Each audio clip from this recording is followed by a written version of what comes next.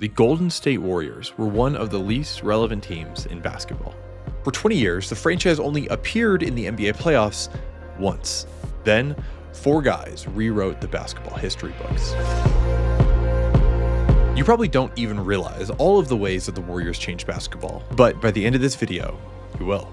And you're going to see some of the craziest sports moments that you've ever seen. They do have a timeout. Decide not to use it. 37 in a quarter. But the thing about winning in the regular season is that it is not enough. But we'll get to that. For now, here is how the 2016 Warriors became unbeatable.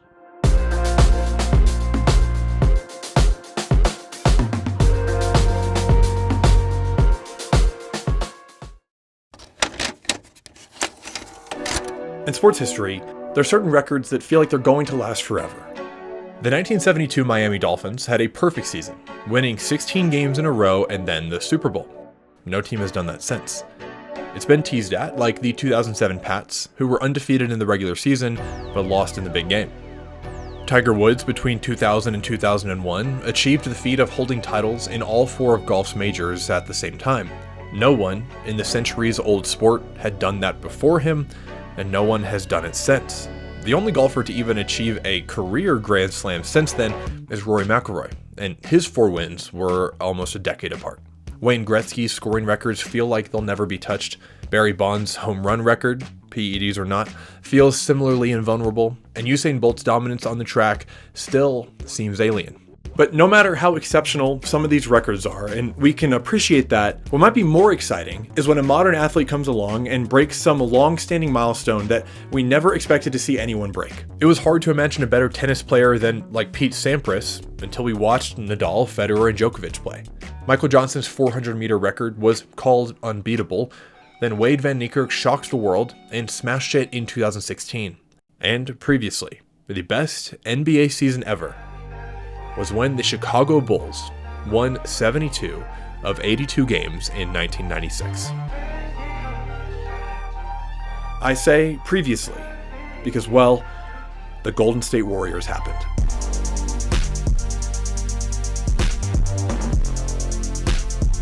The Warriors introduced a new basketball paradigm. Historically, it's a sport that orbits around the rim. Big men like Wilt Chamberlain, Shaq, and Hakeem succeeded because they were stronger than anyone who tried to defend them, and so they could get to the rim to put the ball into the hoop. In a different way, guards like Kobe and Magic, forwards like Duncan and Bird, and even big men like Kareem succeeded because they found ways to use their athleticism and creativity to score around the rim. Even the likely best scorer of all time, Michael Jordan, argued that three-point shooting is something that I don't want to excel at because it takes away from all phases of my game. He believed, you go to the three-point line and you start sitting there waiting for someone to find you. I don't want to create that because it takes away from the other parts of my game. Basically, the meta was that long shooting, especially the three-pointer, was kind of a cast-aside option. It was for the guys who weren't athletic or skilled enough to do the right thing and drive at the rim. I know I'm painting with a broad brush here and missing some of the finer examples or maybe exceptions that prove the rule, but the high-level theme here is true. Generating three-point looks was not the main focus of basketball offenses. Then, the Golden State Warriors hired Steve Kerr in 2014 to the head coaching position, and the game of basketball was never played the same.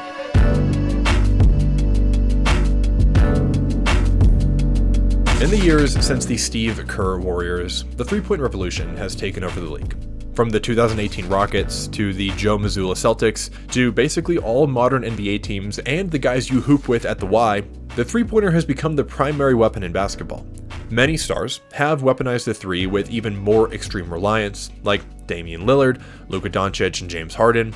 Younger players who came into the three-pointified league, like Anthony Edwards, LaMelo Ball, and Jason Tatum, are taking more threes than anyone has before. Edwards has already made over 200 more threes than Steph Curry did at his age.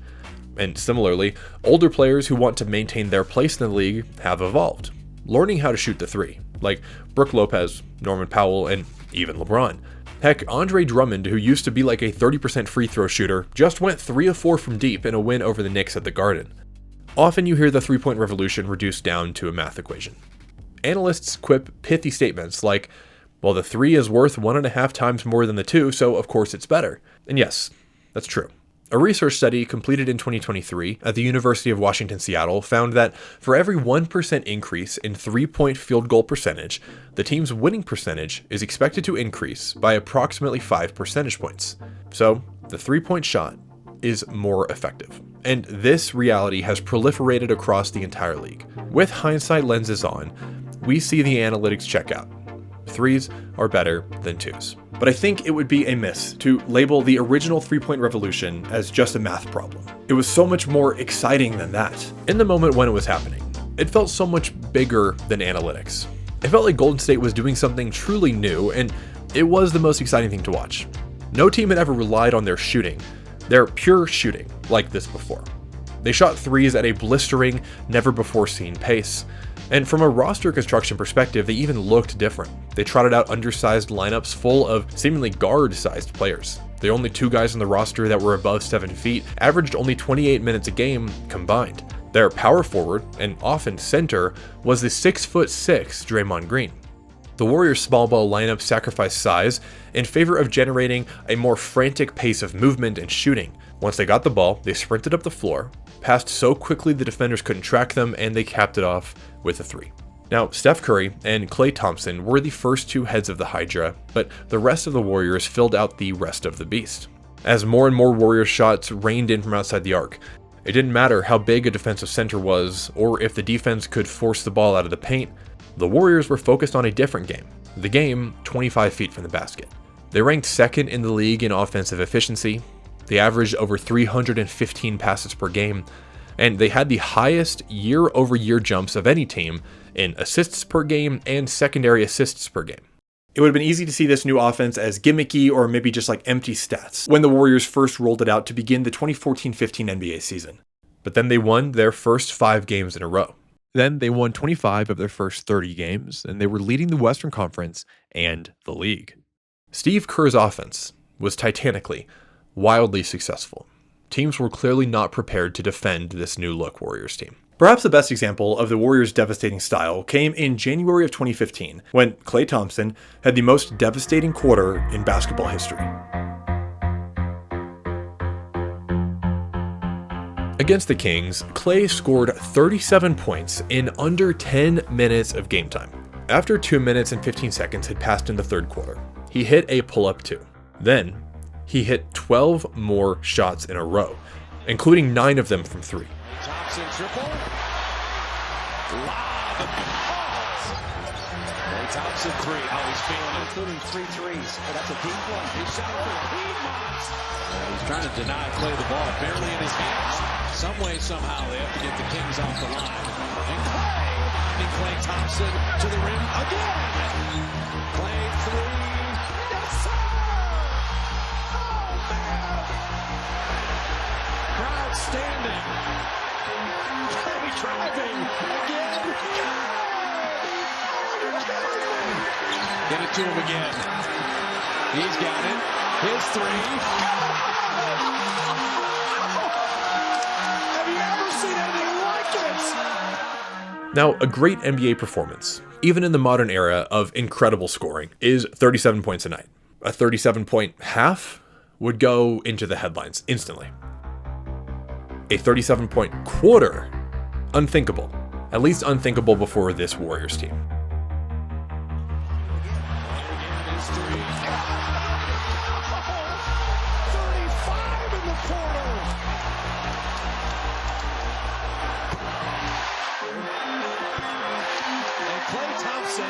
Has 37 in a quarter. I'm going to repeat that. 37 in a quarter. We're tied at 60 with 9:03 left in the third. And then magic happened. His mark on history was made. A fever dream made real. By the end of the season, Golden State finished 67-15 for the best record in the league. Steph Curry won his first MVP after hitting more three-pointers than any player in history. They marched to the 2015 NBA Finals, and they beat the Beasts from the East, the Cleveland Cavaliers, once they got there. This was the official coronation of a season where everything finally clicked for the Golden State Warriors. Found Curry, and the dream season is now complete. The Golden State Warriors are the 2015 NBA champions. their first title in 40 years. And how sweet it must be for those crazy loyal Bay Area fans. It was the franchise's first finals appearance in 40 years, after decades of frustration since they last won a championship in 1975. One of the Warriors' first moments of hope was in 1993. They drafted Chris Webber, first overall, and then they traded him after one season.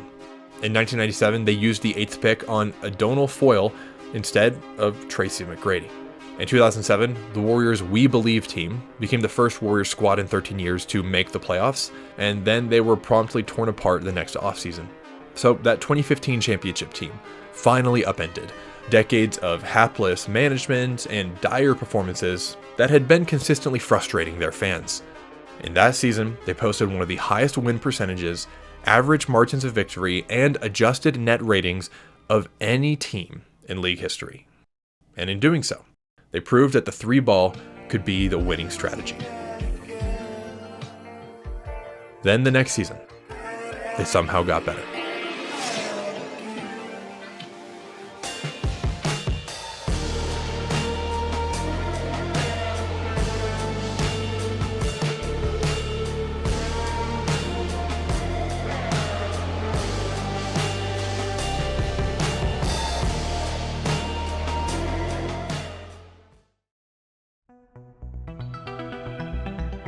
In NBA history, 870 different teams have started the season 1-0. The pack of undefeated teams quickly thins out, though. 257 teams have begun the season with 3 wins and no losses. When we get to 5-0, that record has been held by 80 teams. Here is the best record held by an NBA team for every game throughout the season. Each color represents a different team that held that best record. Royal Blue is for that 2015-16 Warriors squad. Now, I started the chart at 12-0, since that's where things actually begin stratifying in a meaningful way. An illustrious group of only 8 different teams in NBA history have ever actually held a 12-0 record. 14 win starts. Only 6 teams have done that. 15 wins. Only the 1949 Washington Capitals, the 1994 Houston Rockets, the 2025 Cleveland Cavaliers, and the 2016 Golden State Warriors have started the season that well. But after 15 wins in a row, the Warriors stand alone. Golden State kept winning, and every win meant the best start in NBA history graphic had to be remade.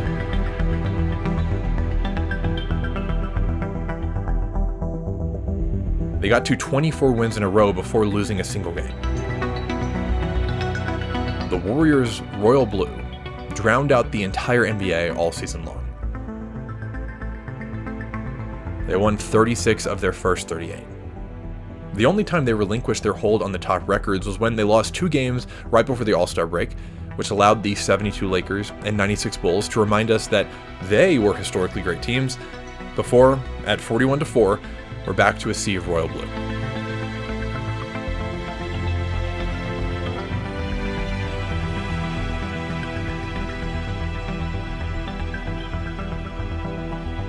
(72-9).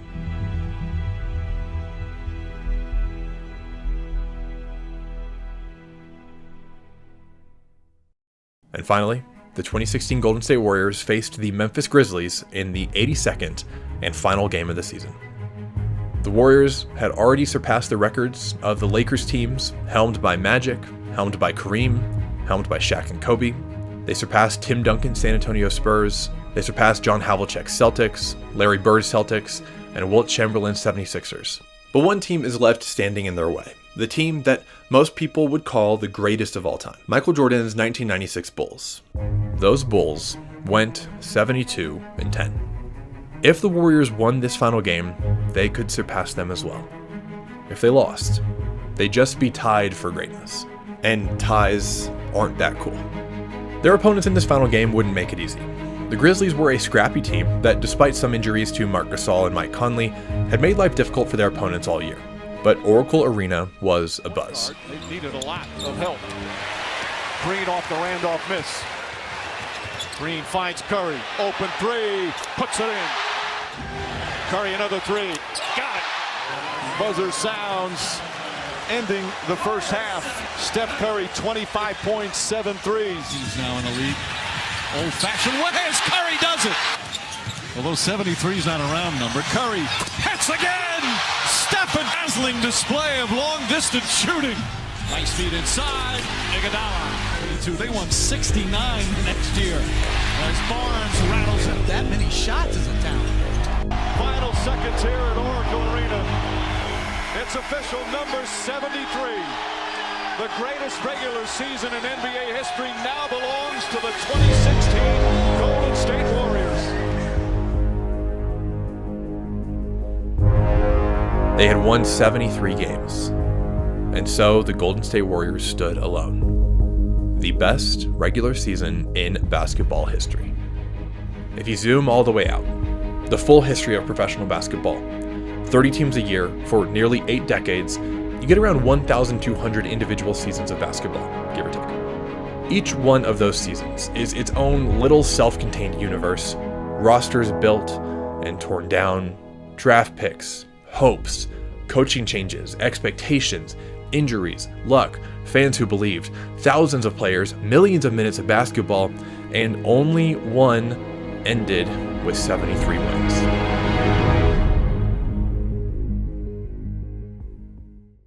The Golden State Warriors in 2016 had destabilized the power order of the NBA.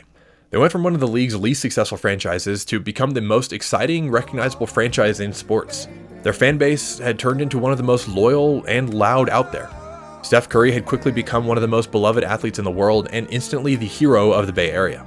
The Warriors were absurdly dangerous on the court, and dangerous is the right word for it, because even if you ever built a lead against Golden State, that lead was not safe. The Warriors' free shooting of the three meant that they could flip the scoreboard in just a few possessions if they were hot.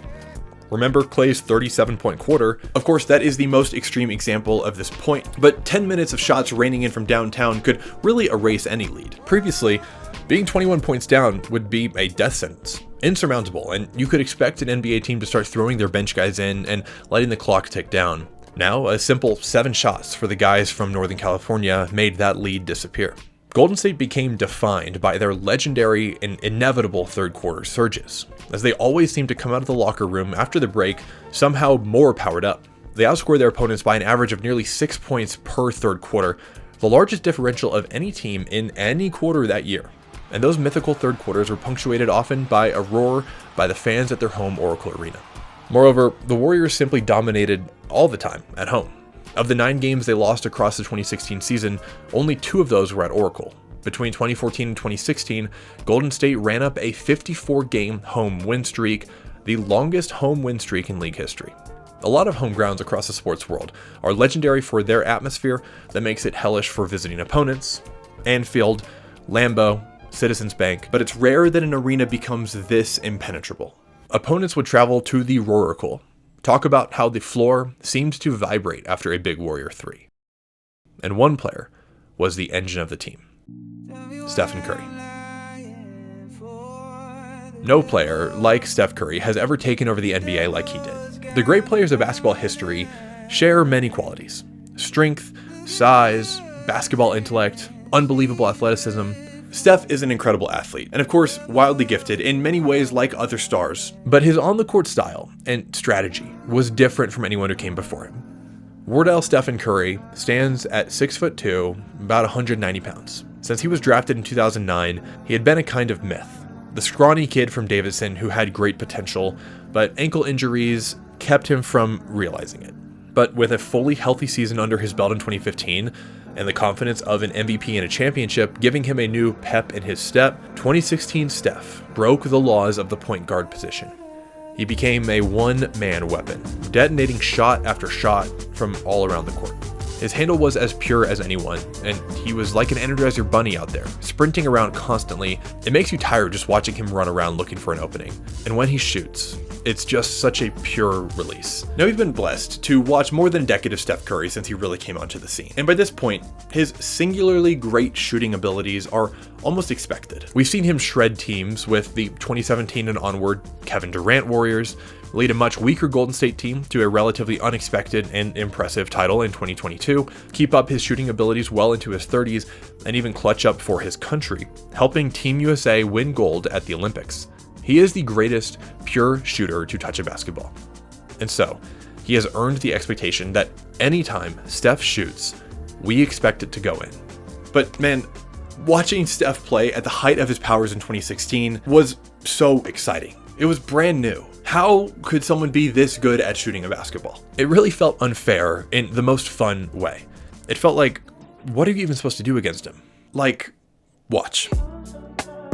In January 2016, the Warriors matched up against the San Antonio Spurs. The Spurs were on a 13-game win streak. They were 38-6, which in almost every other season would be good enough for the best record in the league, and this year was only good enough to be crowned the second best team in their conference. But if they could win this game, maybe they could start chipping away at the lead the Warriors had on them. Steph wasn't going to let that happen. Played. Those were all at home. Curry three. One-on-one on Parker behind the back to flip it up and in. Turn on Harrison Barnes this time. Curry another three. With a 14-point lead in the second half, Steph dribbled the ball past half court. He used a Draymond screen to get some space to attack LaMarcus Aldridge, a guy who boasts a wingspan of 7 feet and 5 inches, forward and back and forward again, and Steph was to the basket for a floater. The next possession, he again got past half court, and this time all it took was one Andrew Bogut screen for him to have what he deemed was enough space to shoot. Curry three, yes sir!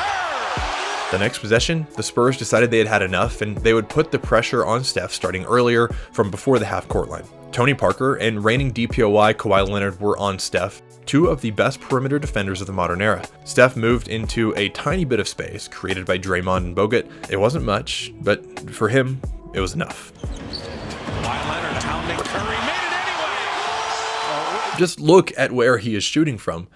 This kind of shot, pre-Curry, just didn't make sense to take. Teams didn't do this.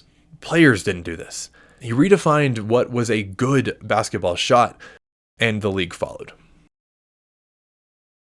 A basketball rim is 18 inches across. The ball itself is about 9.5 inches in diameter. That means there's barely 4.5 inches of clearance between a swish and a miss. You shoot a three from at least 23 feet and 9 inches away from the hoop. After the ball leaves a shooter's fingertips, it travels nearly half a second through the air toward a thin, orange ring of steel that sits 10 feet in the air. The shot released just a few degrees too flat clinks off the front iron. One with a hair too much backspin hits the heel and ricochets out. Not to mention you have to make these shots often with a fraction of a second to set your feet, look at the basket, assess where the defenders are and how open the shot is, and then shoot.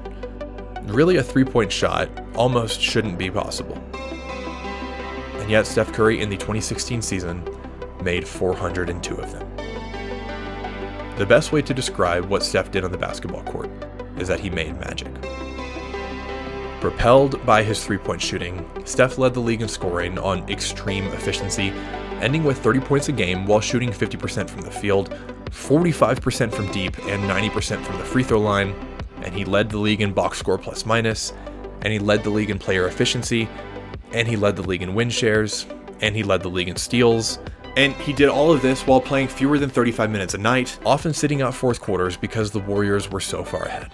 In a year where LeBron, Durant, Westbrook, and Kawhi all had great seasons, Steph Curry was named the first and still only unanimous MVP in NBA history.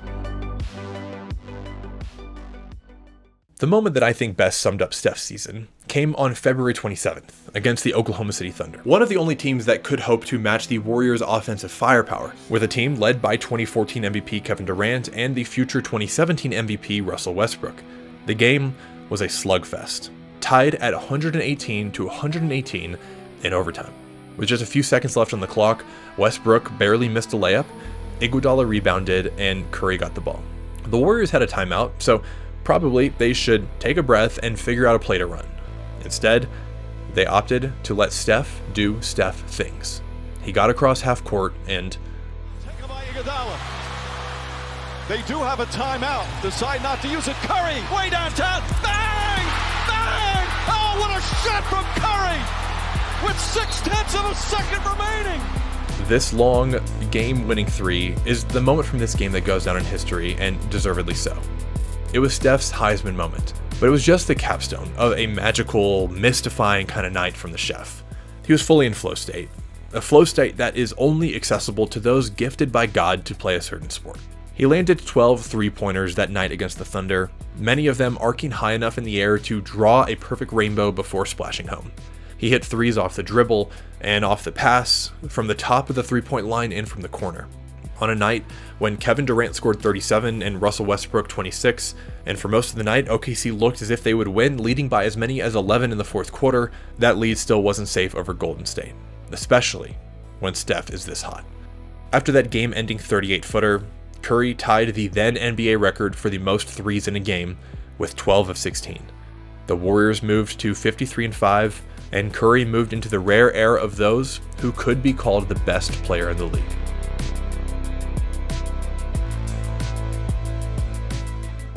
Now, Curry was the focal point, but it would be wrong to say he was the only offensive contributor. This Warriors team was deep. Draymond's all-around defense and Klay's scoring threat combined with Steph to make one of the most effective, if unorthodox, big threes in league history. Harrison Barnes provided reliable scoring, averaging 16.5 points a game while shooting 37% from three. Two Warriors, Andre Iguodala and Shaun Livingston, both finished near the top of the leaderboard for the Sixth Man of the Year voting. 9 Warriors averaged at least 6 points a game, and 11 played at least 40 games and shot above 45% from the field. This Golden State team was overall relentless. Minute by minute, lineup by lineup, the best athletes and teams stood in their way, and they got burnt down by Klay, Curry, Draymond, and company. And basketball has never been the same. But more than just being influential as the patron saints of the three, the 2016 Warriors were the greatest show on court. They were the main characters of basketball. They took and made shots that made us say, I cannot believe what I'm seeing. They were too fast, too accurate, too dynamic, too special. The winningest NBA team ever assembled. They beat everyone in their path. At least in the regular season. I know one thing's for certain. And if there's anything I'm certain of, it's this. I will prevail! St. Vincent St. Mary High School in Akron, Ohio, number 23, LeBron James!